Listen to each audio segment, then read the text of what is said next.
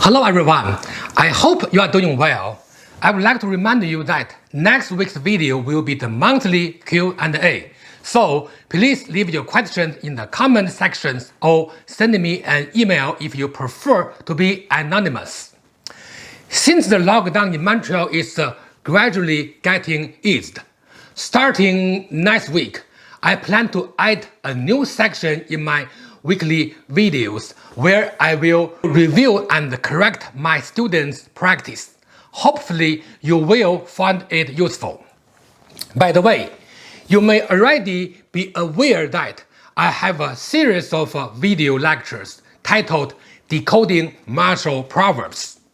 Please have a look if you haven't already. In that series, I have introduced many martial art proverbs that are partially or totally misunderstood. I believe understanding martial art proverbs is the very effective way to understand important principles of internal practice. Today, I'd like to introduce an interesting martial concept in a proverb format. The reason I'm including it in this series and not the Proverbs series is because it is more concept than proverb. In today's video, I will introduce the proverb 内功外用, which talks about the function of internal practice. At the same time, I don't think this proverb is complete since it emphasizes only one aspect of the internal styles. So, in order to provide the full picture, I appended another proverb 外练内达 to it, created by yours truly.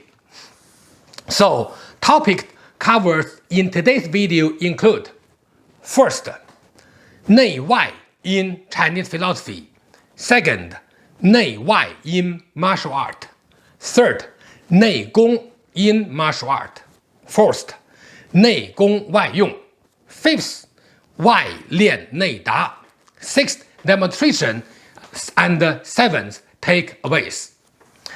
I'd like to remind you that this video will cover a lot of advanced topics, ranging from Chinese philosophy to martial proverbs. You may have to rewatch some parts to fully understand those concepts and terms. But I'm sure things will get clearer with time. So, without any further ado, let's get started. First, 内外 in Chinese philosophy. If you have studied ancient Chinese philosophy, you may notice these terms including qi or energy, 太虚 or great void, 天 or universe, 道 tai qi, 理 xiang or ontological existence and its manifestation, 神 or spirit, 体用 or physical entity and its function or roles, and many more. But to the best of my knowledge, there exists no detailed direct discussion about 内外 or inner and outer. However, ancient Chinese philosophers used the term inner and outer to describe and explain other key philosophical concepts. Some of those philosophers used the term inner to describe the nature of qi, and the term outer to describe the concept of a great void. For example, in defining the relation between qi and great void, some philosophers such as Zhang Heng said that the great void is the early stage of qi. Some later philosophers such as Zhang Zai said that the great void is qi, and the great void and qi is the same entity in different states. It is worth noting that even though there are not many detailed explanations of the concept of inner and outer, there is a very famous and prominent concept in ancient Chinese, 内圣外望, or inner sage, outer king, used to describe the path of becoming an ideal personality. There are different translations, but all of them express the same meaning. I have to say that this concept has influenced Chinese society for over 1,000 years, especially the elites in history. Only about a century ago, people began to consider it outdated for many reasons. But surprisingly, this concept is regaining popularity in modern China. You may recall that I also mentioned in some of my prior videos that in ancient China, 儒道互补, or Confucianism and Taoism complement each other, is a very prevalent phenomenon.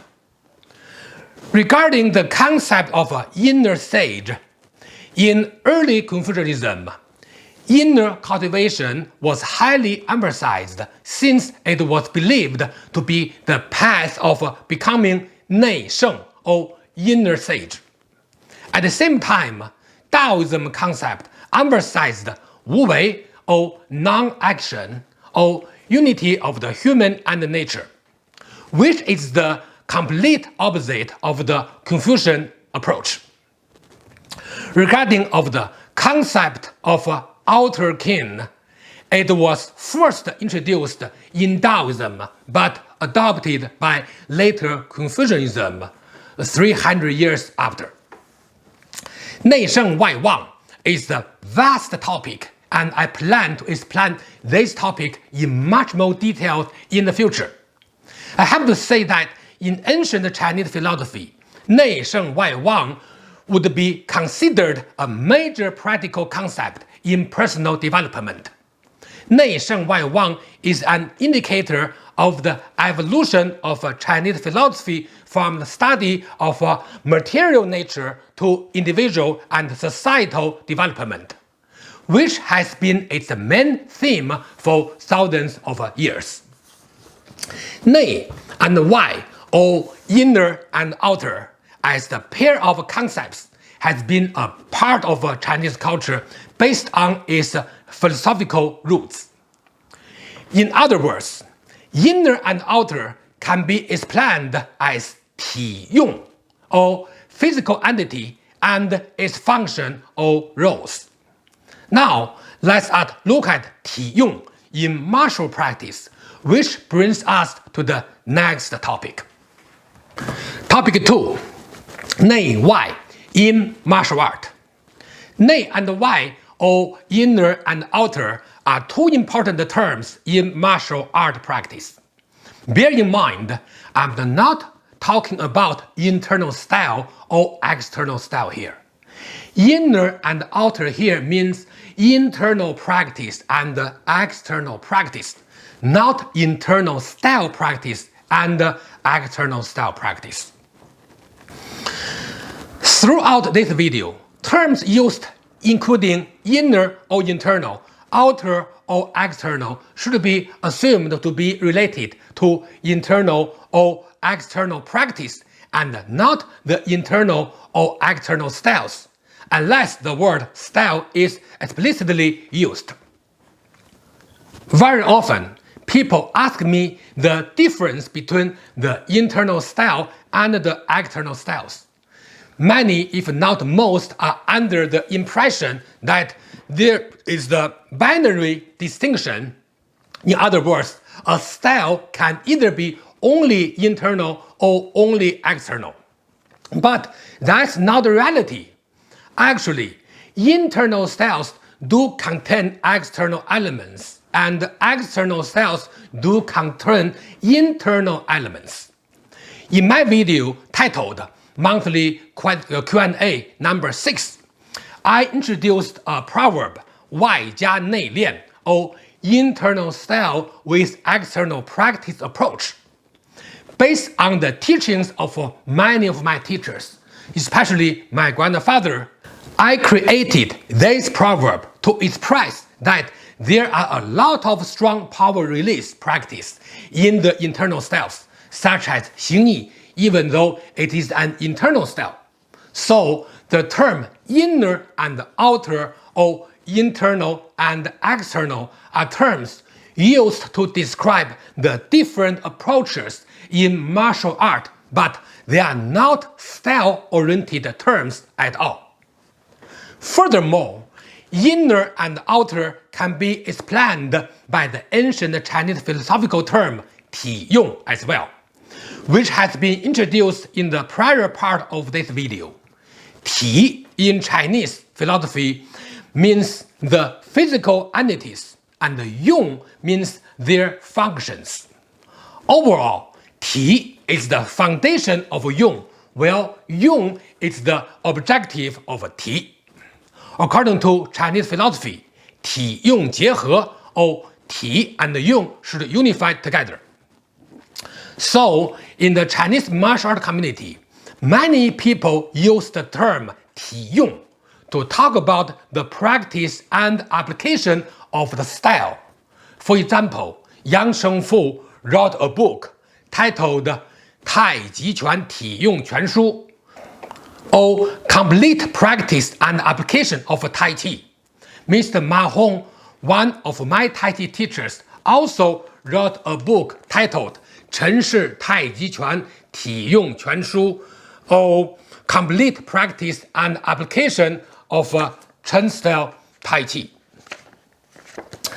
In summary, 体 and 用 originated in Chinese philosophy, but are also used in a martial context. 体 means inner and internal in a philosophical context, and at the same time also means martial practice in a martial context. On the other hand, 用 means outer or external in a philosophical context, and at the same time means martial application in a martial context. Since we use the term 体 to indicate the inner practice, which is more commonly known as 内功 in martial practice, especially in internal styles, we need to know what 内功 or internal practice actually is, which brings us to the next topic. Topic 3. 内功 in martial art. 内功 consists of two words. 内 means inner or internal. 功 means practice. Together, it means inner practice or internal practice. Let me to be clear. 内功 is not and should never be monopolized by the internal styles. Actually, any style should have 内功 as part of their practice. I'm not an expert in other styles, but I have practiced and taught the three internal styles for decades. So I understand what 内功 is in the internal styles. No matter what style, internal or external, the key question here is, what is considered 内功 or internal practice in martial training? I consider 内功 or internal practice to be any exercise that aims to strengthen internal power or 内劲 for self-defense purposes. Traditionally, there are two types of 内功 practice. The first is 站桩 or martial stance, which is static in nature. And the other more important one is single movement exercise or 单式, which is dynamic in nature. As for 内劲 or internal power, there are some descriptions in traditional martial training documents. For example, Guo Yunshen talked about 内劲 in his book. It is not a conventionally compiled book, but just a collection of articles. So it has no official title. I hand-copied his articles when I was about 18 years old. Okay. Let me read his writing in Mandarin. He said, I quote, 权中之内劲，是将人之散乱于外之神气，用权之规矩，手足身体动作，顺中用逆，缩回于丹田之内，与丹田之元气相交，自无而有，自微而著，自虚而实，皆是渐渐积蓄而成，此谓权中之内劲也。End quote. Now, let me translate it into English. He said, inner power in martial practice is the practice of gathering the spirit and energy that is otherwise scattered externally through following martial principles and correct physical practice. And first gathering them back to the Dantian and later integrating it with primordial energy. With such practice, the inner power gradually evolves from non-existence to existence, from little to strong, from weak to solid. This is the inner power of martial practice. From these lines, we can see that Guo Yunshen's definition and description about inner power or Neijin is very clear. Again, if you are not familiar with Guo Yunshen, I highly recommend you watch my video titled Learning and Evolving from Past Practitioners number 3, Guo Yunshen. Link is in the description. In this video, I have talked about his experience, practice, and contribution to Xingyi. By the way, I cannot emphasize this enough. Inner power is not achieved by practicing Qigong in general. I have lost count of how many times I have said that Qigong practice only has indirect benefits to internal power in the context of martial arts. I have introduced a lot of Neigong practice in the demonstration sections of my prior videos. I have to say that any internal style movement can be used as Neigong practice. Of course, I will introduce more specific Neigong practice for specific purposes in the future. In summary, I would like to say that Neigong is an important topic in the internal styles and deserves a much more detailed explanation. It is on my list of topics for the future. Now, let's move on to the next topic, which is the key part of today's video. Topic 4. 内功外用. 内功外用 is a proverb used in the internal style community to describe the relation between Neigong and its functions. It is not very well known in the community. Neigong means internal practice. Waiyong means external application. Together, it can be translated to mean any internal practice should have an external application. Conversely, any external application should be based on internal practice. This proverb clearly expresses the relationship between internal practice and its external application. So, the objective of internal practice is external application.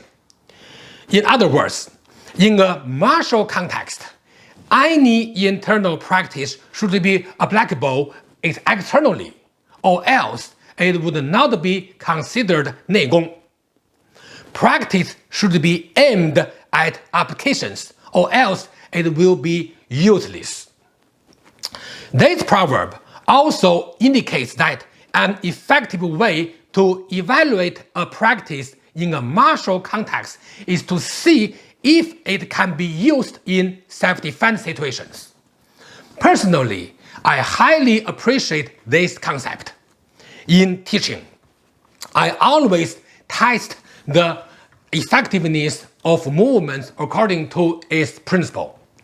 I hope more and more practitioners in our community will apply the same principle if they don't already.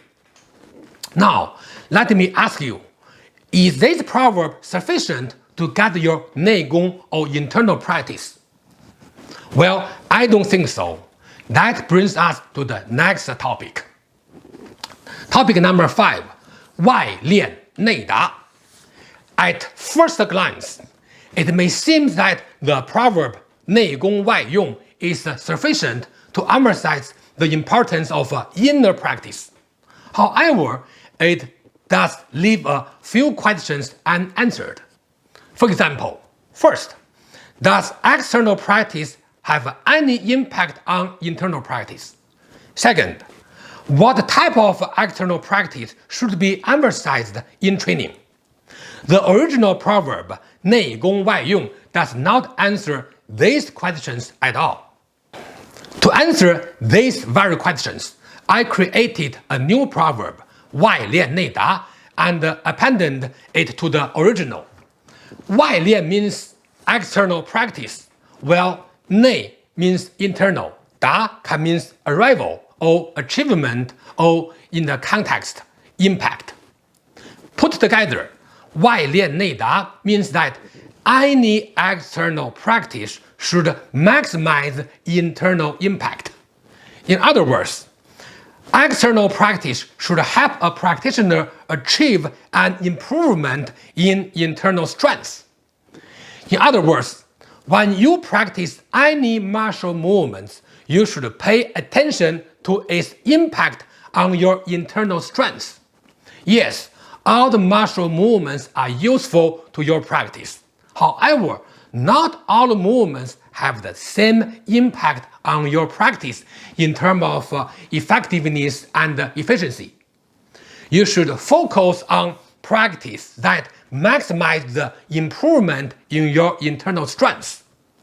So, 外练内达 or external practice should maximize internal impact can be used to evaluate your practice.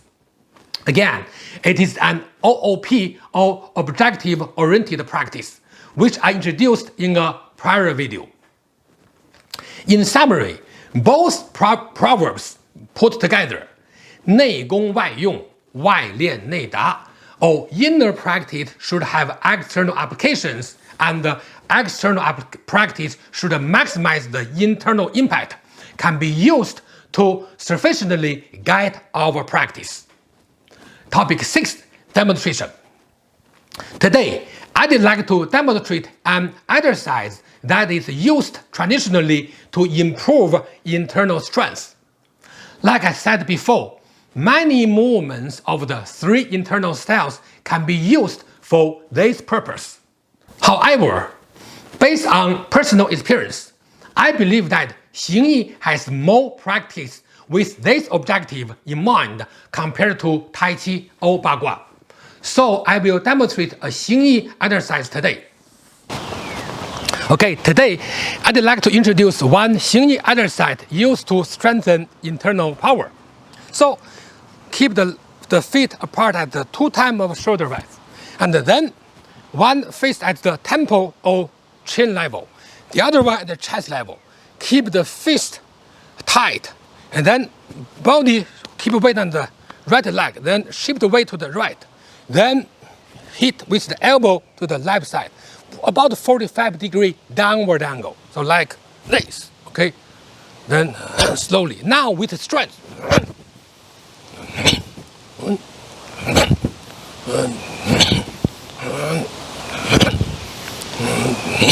You can repeat this as many times as you want. Topic number 7. Takeaways. This video covers many interesting and important contents for the internal styles. First, 内外 or internal and external is originally a Chinese philosophical concept with a wide range of applications. Second, any martial art style, no matter internal or external, should include internal practice and external applications. Third, Internal practice or 内功 is not a monopoly of the internal styles. Fourth, there are two types of 内功 practice. First is the 站桩 or martial stance, which is static in nature, and the other, more important one is the 单式 or single movement exercise, which is the dynamic in nature. Fifth, 内功外用 means internal practice should have external application. Conversely, external application should be based on internal practice.